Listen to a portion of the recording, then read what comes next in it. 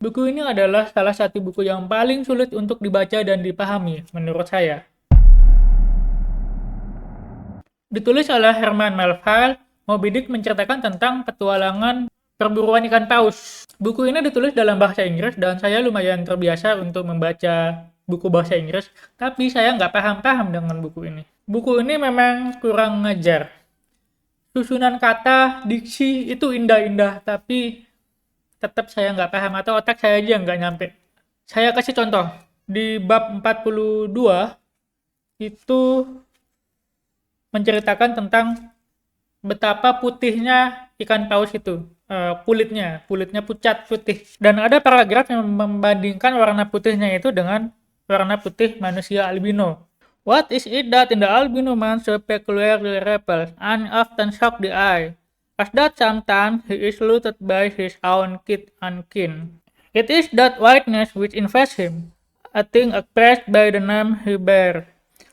The albino is as well made as other men, has no substantive deformity, and yet this mere aspect of all pervading whiteness makes him more strongly hideous than the ugliest aberration.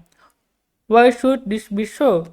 Paragraf itu lumayan meliuk-liuk, tapi oke, saya masih bisa paham sedikit-sedikit. Tapi kemudian paragraf lanjutannya itu mulai menyebalkan.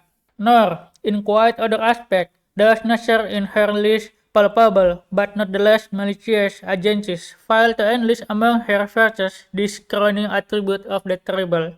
From its snowy aspect, the gauntleted ghost of the southern seas has been denominated the white squall. Nor, in some historic instances, has the art of human malice omitted so potent an auxiliary.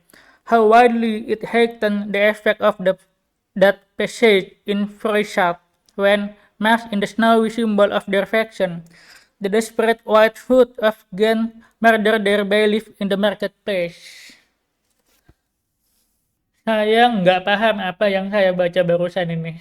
Nah, bayangkan hampir keseluruhan isi bukunya itu seperti itu. Selain karena susunan katanya susah dipahami, buku ini juga lebih seperti ensiklopedia ketimbang novel.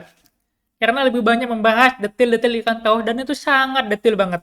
Meskipun saya tidak selesai baca buku ini, tapi jujur buku ini bagus. Bahasanya, diksinya, susunan kata-kata yang meliu-liu itu sebenarnya indah, hanya saja saya nggak kuat.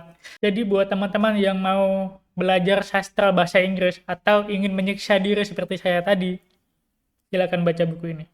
Tapi versi bahasa Inggrisnya. Saya belum tahu terjemahannya seperti apa, apakah lebih mudah dipahami atau enggak. Apakah ada buku bahasa Indonesia yang juga sulit dipahami seperti ini? Menurut saya ada.